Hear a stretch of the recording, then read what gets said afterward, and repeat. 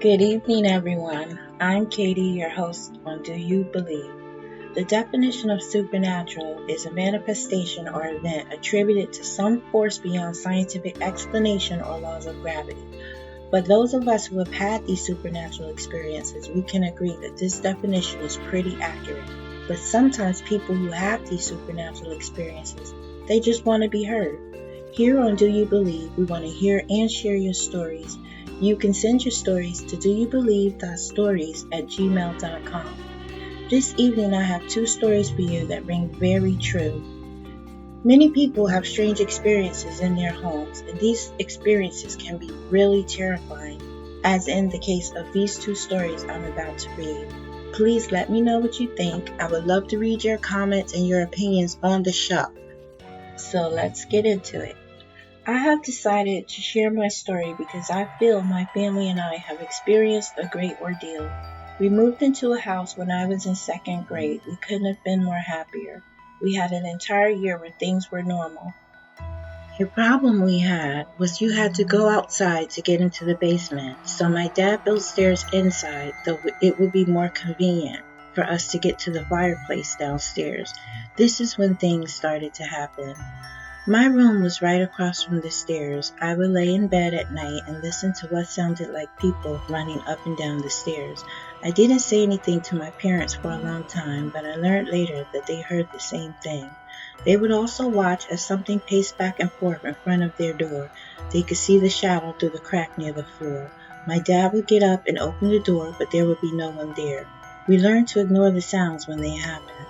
One evening when my aunt stayed with us, she told us that the basement gave her a bad feeling, that she didn't feel comfortable sleeping down there by herself.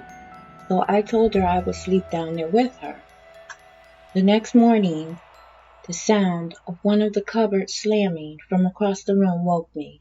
I sat up in bed and shook my aunt. We both looked at the cupboard. We started to hear footsteps on the thick shag carpet as the steps got closer. We looked at the floor and saw foot impressions traveling across the carpet in front of the bed. When the footprints made it to the hall, they got louder. It went quiet for a minute, then the door handle to the bathroom started to jiggle loudly. At this point, my aunt and I started running up the stairs and out of the basement. One Easter during holiday traditions, my mom had taken a lot of pictures. I was sitting down at the computer uploading the pictures when I came across a photo of me and my brother. Right next to my hand was a bright blue orb of light. This didn't surprise me, as orbs had appeared in pictures taken in our house many times before. But what made this picture unique, though, was the background. In the mirror, I could see an outline of a figure, and it seemed to continue past the mirror. The weird sounds continued until the day we moved out. I figured the haunting would stay with the house, so I was okay with moving after my parents divorced. I was wrong. Not long after moving into an apartment, my mom developed a habit. She would come into the house, walk upstairs, go into her room, open the window, smoke, and then shut the window. She would later go into the bathroom and come back to her bed. Her bed was old, so it would creak when she sat down and got up. Whenever I heard her go into the room, I would go say goodnight. One night I listened as she went through her routine, which I heard many times before. I went to say goodnight, but when I opened her bedroom door, the room was empty. Not even 2 seconds later, my mom walked through the front door. She just returned from work. The noises happened less at the apartment than they did at the house, but my problem was that they were still there. We soon moved out of the apartment and into a duplex. The first night we were there, we heard what sounded like dishes shattering. When my mom and I ran to investigate, we found all the dishes in the house in perfect order. I was worried now. It was clear that whatever was at our house had followed. What made this even more unsettling is that when I went to visit my dad's house, we were all in bed and heard what sounded like large pieces of furniture being picked up and dropped. There was no clear cause for this noise. Then, my dad told me he heard something going up and down the stairs that night. The last thing that happened to me personally happened about a month ago. I woke up to see there was a light on downstairs. When I looked at the clock, it was 1 a.m., so I decided to turn the light off. When I got downstairs, my 4-year-old brother was yelling at something I couldn't see. He said, "I don't want to play with you anymore. Go away." I picked him up, put him into bed with my mom. Then I turned off the light and went back to bed. No sooner had I closed my eyes, the light was back on.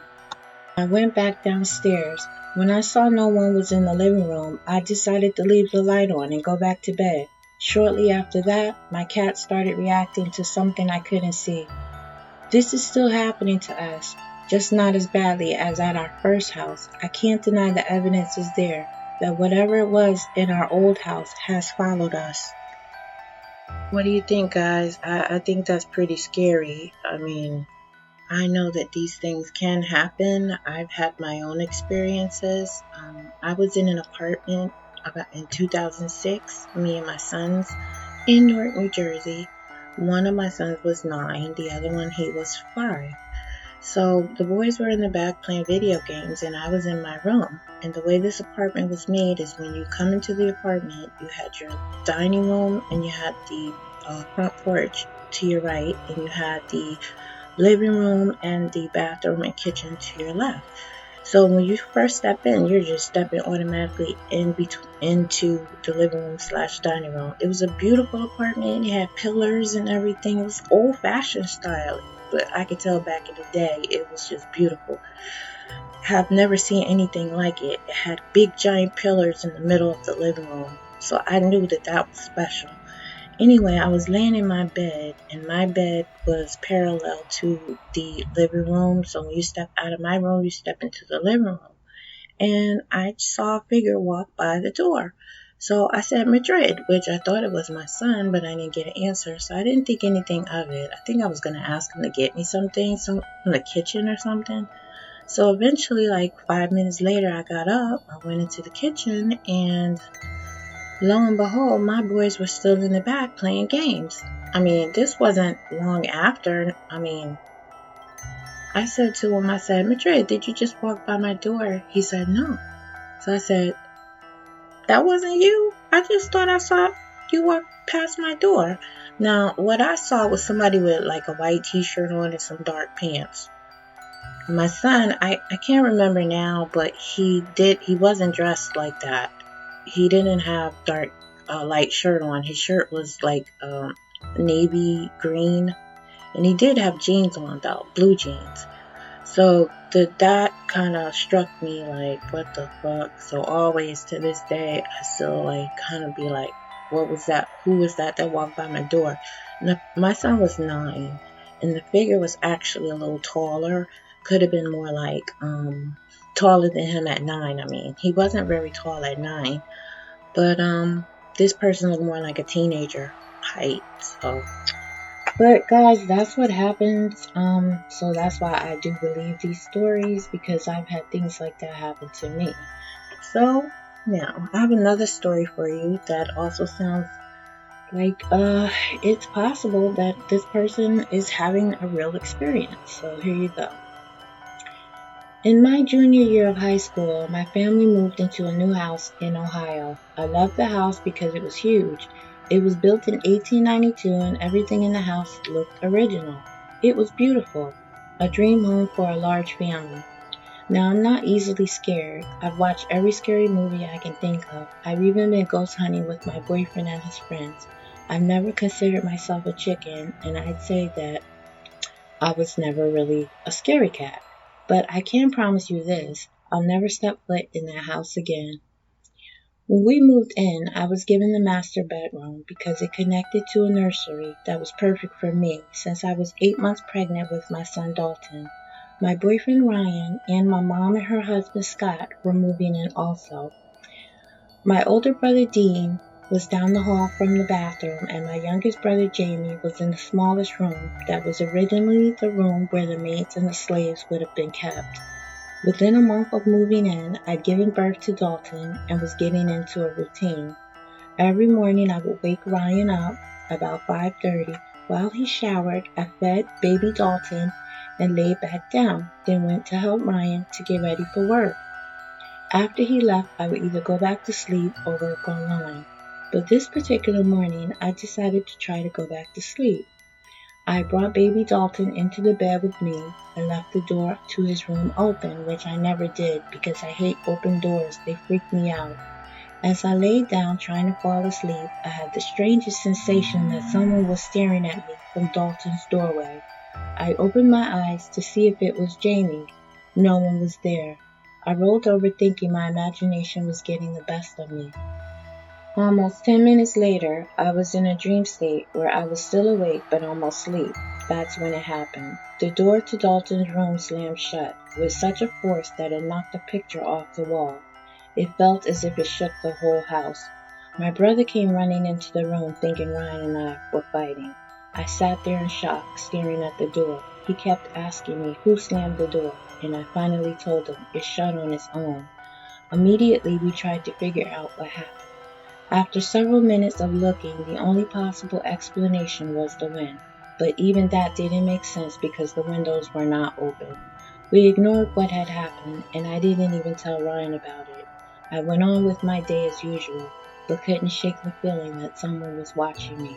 Dalton, who hardly ever cried or fussed, was extremely irritable that day and wouldn't stop crying. He would stop the second I took him downstairs, but if we entered his bedroom, he would cry and scream at the top of his lungs. The next morning, while Ryan was showering, I went into the nursery to give Dalton his bottle. From the doorway of the nursery from the hallway, I could see the bathroom door. Ryan suddenly burst out of the bathroom, pale as a sheet of paper. He ran into the nursery, horrified. I asked him what was wrong. He just kept staring at the bathroom door like he was expecting someone to walk out of it any minute. When he finally calmed down, he told me what happened. He said, as he was wiping the mirror off, he felt as if someone was standing behind him, and there obviously was no one because he had looked in the mirror. He said when he looked down at the sink, he felt a hand on his shoulder. Here was my 20-year-old boyfriend who went to the gym, wrestled his entire life, played football since he could walk, rode dirt bikes since he was 4, now looking as if he was about to have a nervous breakdown. He refused to go back into the bathroom, even made me grab his toothbrush so he could brush his teeth downstairs. For a week, he would not go back into that bathroom. He eventually moved on, and we never spoke about it again. For months, small things would happen around the house that made it obvious we weren't alone. Though whatever it was never violent, it made its appearances in ways that chilled us to the core. But it was never something we talked about or shared with anyone outside the family. Now, the whole time we lived in the house, we never had huge gatherings. But it was September 15th, and it was Dalton's birthday. As it was my son's first birthday, we went all out. We invited practically our entire family, my friends from school, and most of Ryan's friends. While everyone was at the house, not a single thing happened. But that night was a different story. Around 12 a.m., we were all awakened by a blood-curdling female scream. No one knew where it came from, but it lasted several seconds, if not a full minute. When it finally stopped, Dalton started crying at the top of his lungs. Ryan and I ran to the nursery as fast as we could, but the door would not open.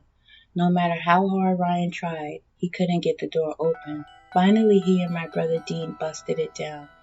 There was no one in the room, and the room was so cold you could practically feel the anger in the air. Whatever was in Dalton's nursery wasn't happy and didn't want us in there. We left that night. Ryan and I went the next 2 weeks to his mom's, and the rest of the family stayed at my grandmother. We returned when we felt it was safe again. We didn't put Dalton in the nursery though. We kept that door shut with a dresser in front of it at all times. We heard things move around in the nursery, but never any screams. Exactly 3 months later, we were awakened in the middle of the night. Jamie woke Ryan up, telling him something was saying his name from the attic stairwell. He said he kept hearing a man's whisper saying Jamie. Obviously, we thought he was just having a nightmare, and we let him sleep in our bed. Around 1 a.m., we were awakened by several loud booms that sounded like every single wall was being hit. When we turned on the light, the door to the nursery was open. Though the light was off in the room and it was dark, there was a spot that just seemed darker, as if someone was standing there looking at us. After a moment or so, the spot seemed to just disappear. Then there were several loud bangs that literally shook the house and made the pictures fall off the wall. The door slammed shut, and we heard the same blood-curdling scream, only it lasted longer and was louder. This night, the neighbors heard the scream and called the cops, thinking it was me or my mother screaming. When they showed up, we were all sitting on the porch ready to leave. I haven't stepped foot in that house since that night, and neither has my child. Ryan and his friends packed up our things, and we moved out. Was there really a voice coming from my brother Jamie's room? I'm not sure. I wasn't in there, but I don't believe my brother would lie. It's not part of his character. Could the dark spot in the nursery have been our eyes adjusting? Yes, possibly. Do I believe I didn't see something staring back at me? No. I know I saw something looking at me, and I believe I looked back at it.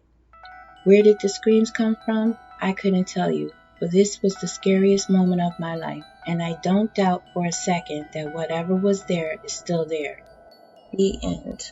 Wow, guys, this is really creepy. I want to know some of your experiences. I had another experience. I'm going to go into more detail probably in another podcast show.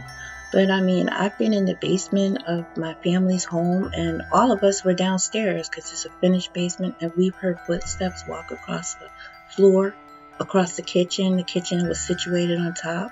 So I've heard and experienced these things also. So, like, I want my believers, I want you to give me your opinion. Send me an email. Let me know where we should be going with the content. Tell me what you think would be a good improvement for the show, some things that you guys like. Also, send me some of your stories. Let me know what you guys have experienced, and I will read it here. We will talk about it. Eventually, this show is going to be interactive.